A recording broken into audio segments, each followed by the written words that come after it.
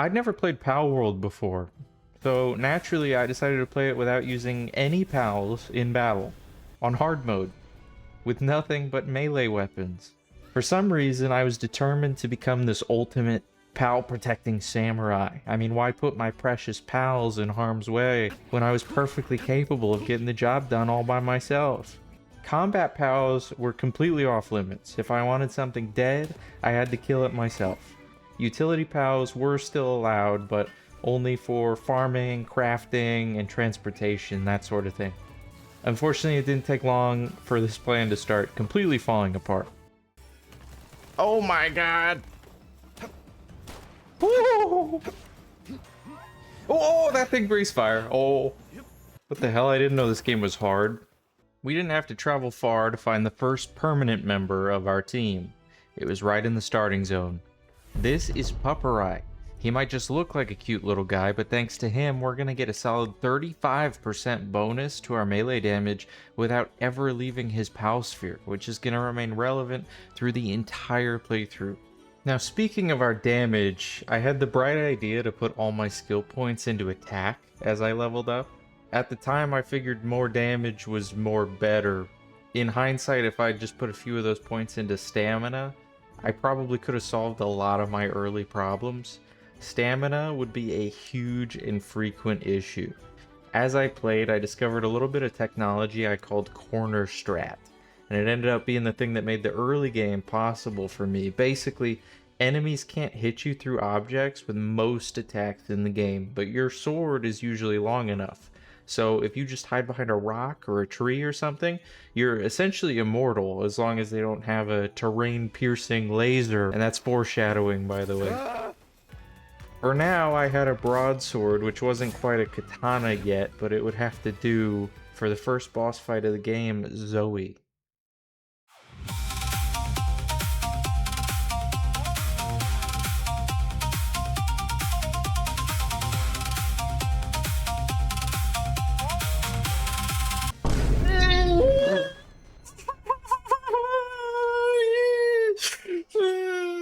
Okay, so clearly I was gonna have to earn my cool samurai music montages. I wasn't there quite yet. I went back to the rain tower again, and on my second attempt, I cleared it without much trouble. Grisbolt's attacks are pretty telegraphed, and almost all of them can be blocked by the pillars throughout the room. Even on a melee build, this fight is not much of an issue. Got him. Yeah! Heading back to the small settlement to continue the story, I met my idol. Everything, my vibe. Oh my god! Who are you, dude? That guy's so cool. I want to be that guy. I was still based over by the area you start the game at, and it was getting less than ideal at this point.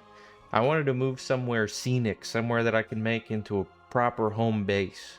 I picked a forest by the beach, and I got working, and I spent a lot more time building it than I probably should have. I was going for a sort of Japanese castle look, and honestly, I'm pretty happy with how it ended up looking. There was just one tiny problem though. I was already running out of space. I had to put the expedition station on the roof. I hope HOA doesn't exist in this world. For the next hour or so, pretty much all that I did was get humbled by the local wildlife. This is like a Dark Souls battle. It's fine. We got this. Oh my god! Okay, I'm leaving. Dear Lord. Xenovator? I'm about to get my shit rocked. With how things were going, I knew I had to get stronger, and the quickest way to do that was going to be expanding my team with another pal that had a useful passive skill. Luckily, there's a place close by with a ton of them. This is Gobfin, the next permanent member of the squad. Thanks to him, we're going to get an added 20% bonus to our damage just by having him in our party. Technically, I could stack 4 of these guys if I wanted to, but even just fully condensing 1 was a tall order with how weak I was. Eventually, though, I got it done, and I upgraded my primitive sword to a regular sword along the way. At this point, I also caught my first loop moon. While I didn't realize it yet, this guy and his sister would become my favorite members of the team, but I'll get into that later. After getting sidetracked for a long time, exploring, catching pals way above my pay grade, and hatching some actually insanely good pals out of some eggs that I found, I decided it was probably time to finally fight the second boss of the game. Here's how that went. Holy shit. 42,000 health. Oh, I'm destroyed. There's no way. I needed something different. I needed an upgrade.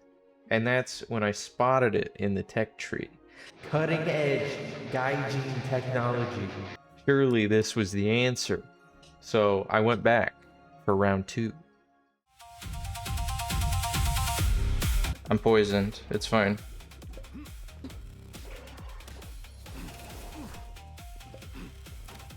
Shit.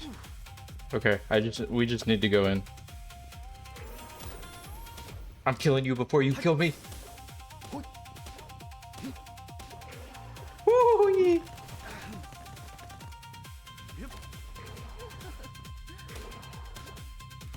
Oh my god, we did it. Oh my god. That was unbelievable. The Gaijin technology was a success. I was so locked in that entire time. I was barely surviving these boss fights, and the situation was not much better at home. All my pals were slow workers. I needed a whole new workforce. As it happened, beating Lily was the thing I needed to unlock everybody's favorite part of Palworld, breeding. If you aren't aware, you can breed 2 pals together to create an offspring, and using this method, you can gradually breed your way up to the top echelon of pals. All it costs is a whole lot of your real life time. So obviously I no-lifed this. Before long my base went from chumps to champs, and just to keep them happy I gave them a lifetime supply of pizza in their feed box. Now that we could make things at breakneck speeds, I decided it was finally time to become a true samurai. We're doing it, we're making the katana. This is a monumental occasion. We are finally, officially, a samurai. Look at him. Oh, this is so good. Whoa! There's a cool fucking super attack. I unlocked the katana in the tech tree, and just like that, I wasn't a poser anymore. My pals folded this blade over 10,000 times. I knew I had to test it out, so I went back to the starter area, and I took on that giant Mammoris that I saw all those hours ago. It's nice having a gap poser attack now. I'm actually doing it. I feel like I have a playstyle now. This is unreal. Oh shit. Oh my god. Holy. That was fun. Since I was officially kind of strong at this point, I could go recruit another permanent member of my team. This one's a little familiar. Remember Gobfin? Here's his cousin, Gobfin Ignis. He gives the same exact bonus. Why not just stack regular Gobfins? Well, there's a good reason, but I'll explain it later. For now, we get another 20% bonus to our attack. With a new weapon and a new teammate, I actually felt pretty confident taking on the next tower boss. My only worry was these bosses are designed to be fought in a duo of you and your pal, so I had some concerns that their health would start scaling too fast for me to actually beat their DPS timers. Only one way to find out, though.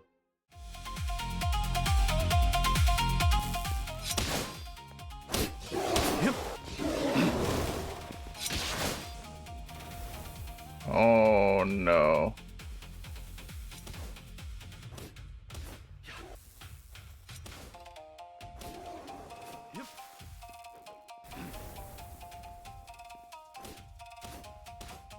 Oh! We somehow pulled that off. Barely. After beating Axel, I spent an entire real-life day breeding 2 massive upgrades to the team. First, I wanted to give every member of the team as many passive buffs as possible to make myself stronger.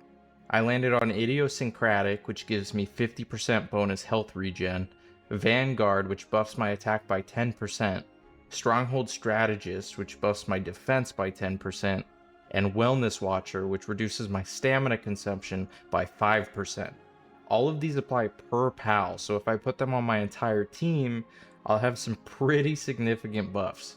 Second, I needed to breed for the single most impactful pal on my entire team. Meet Solen. With her, as long as every pal in my party belongs to a different species, I get an 80% boost to my attack, which is absolutely insane. This is why we wanted 2 different Gobfins earlier. The boost from Solen wouldn't work otherwise. On top of all of that, I even got to upgrade my katana to a beam sword, which came with an awesome shockwave whenever you use your dash attack for some extra range. Even though Axel was a close fight, I was pretty sure with all my upgrades, the next tower boss would be completely free. Unfortunately, there was a problem. Oh no, he flies. Get down here and fight me like a man. This is not working. Okay, I guess I gotta get creative. I genuinely thought the run was over here. I had no idea how I was gonna do this. Out of desperation, after a few attempts, I decided to browse the tech tree. I was just scrolling through the whole thing, and I saw something that I previously completely ignored. Double jump boots. As soon as I saw those things, I knew that was the ticket, and I went back on a war path.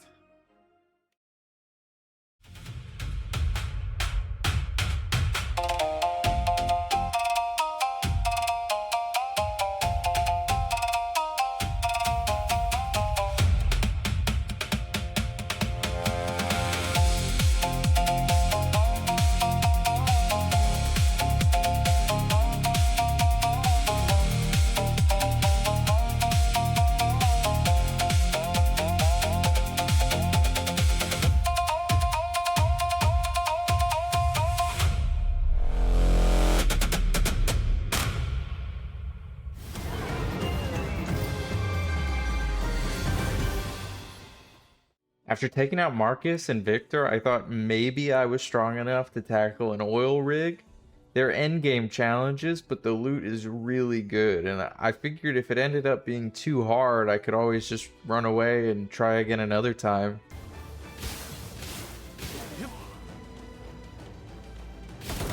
Oh. Oh no.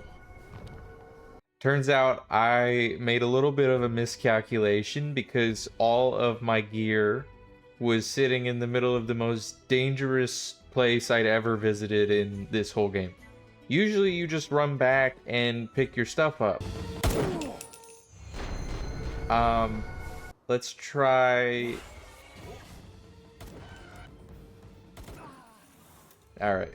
After about an hour and a half of doing corpse runs, I finally managed to put a whole plan together. First, I aggroed the whole oil rig, and then I dragged as many enemies as I could into the water. Then, while they tried to climb back up onto the oil rig, I climbed onto it and ran as fast as possible up the stairs. I thought nothing would be in my way. You are not leaving this tower! Ever! Not even close, buddy.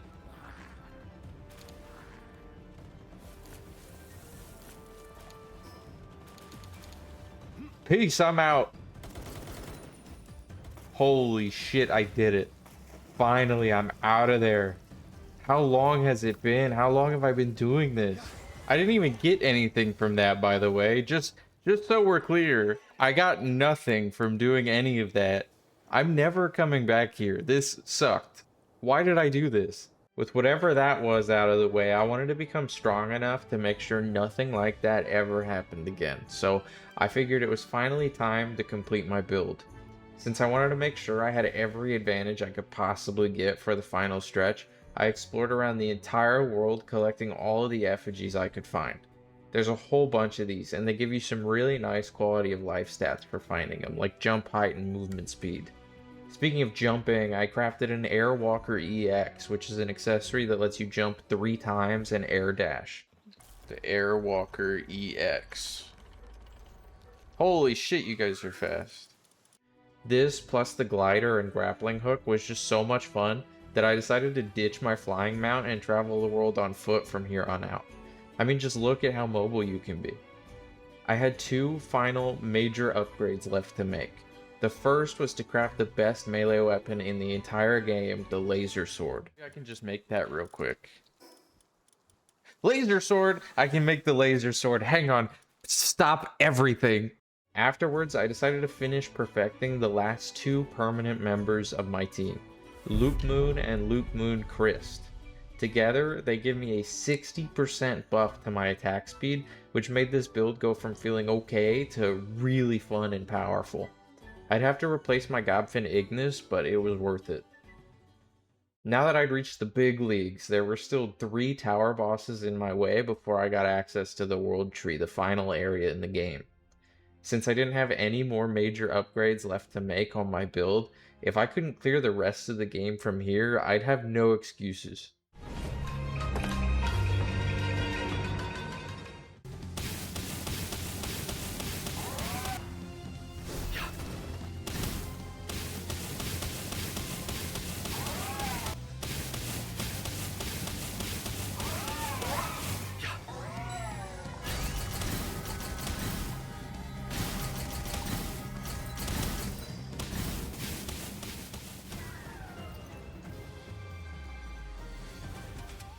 Well, that was easy.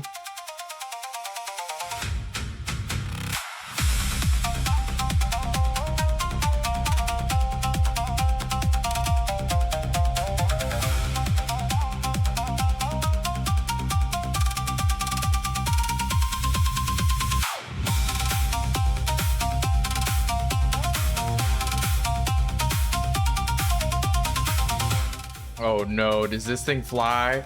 Oh no, dude.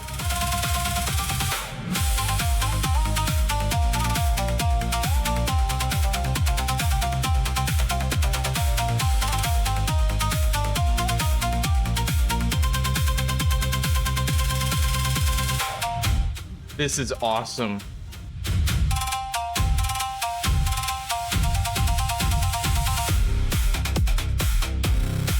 Thank you, Airwalker. Oh my gosh, please. The final blow! Oh wait, no, never mind. I have my Ring of Mercy on. Wait.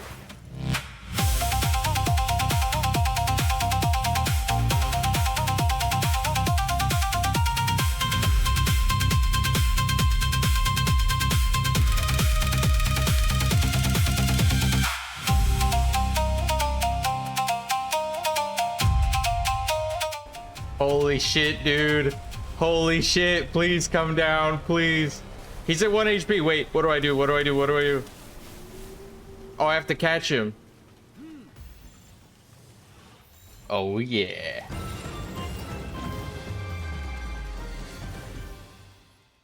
Now that I'd made it to the final area of the game, I had to clear the 3 Guardians. Compared to what I'd been through so far, Sylvance and Dandelion were actually pushovers at this point. But I wasn't quite ready for what I'd come up against in the 3rd Guardian boss room. Hopefully it's just these 2 and not all of them. Ow, ow, ow. She hurts just as much as last time. Did I do it? Oh, good. It is all of them. Time out. This isn't fair.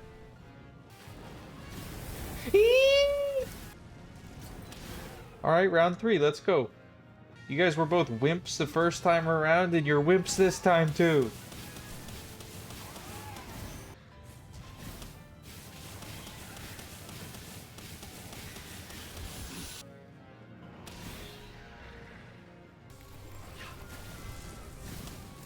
Okay, this is starting to look bad.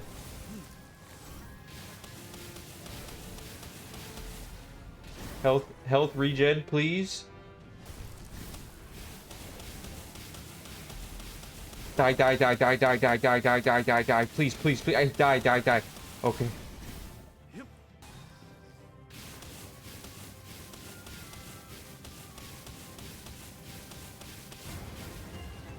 That was nuts. Finally, this was it. The moment everything had been building up to, the final boss of Palworld, the Calamity, the ultimate test of if I'd become a true samurai or not. If I could defeat this thing, I'd save the world with just my sword, no help from even a single pal.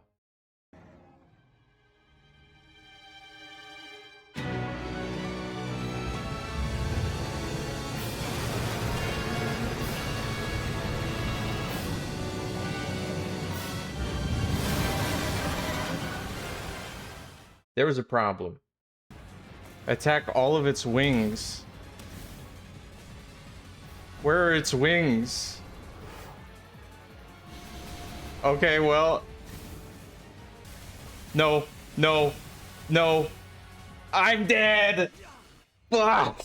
What is happening right now?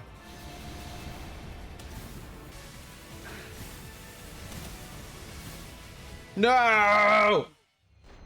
Astralim has this phase where it goes to the middle of the arena, and you have to pass a DPS check to stop it from nuking the whole platform.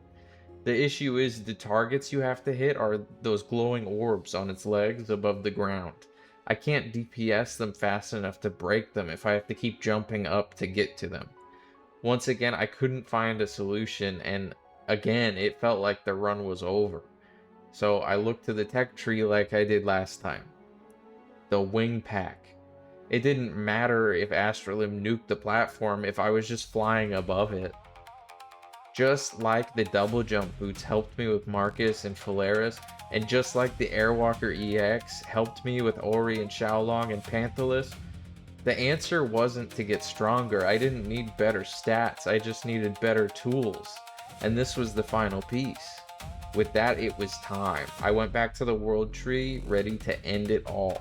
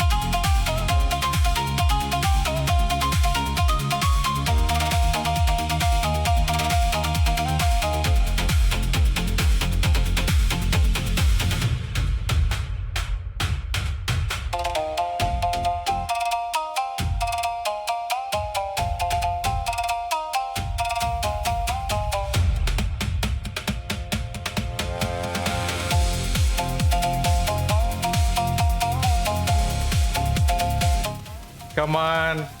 Come on, die. Come on, I'm giving myself carpal tunnel. Oh my god. Oh my god, we did it.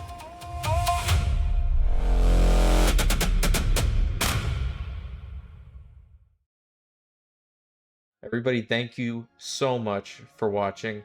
This run took about 2 weeks, and I loved every minute of it. Palworld is such a good game.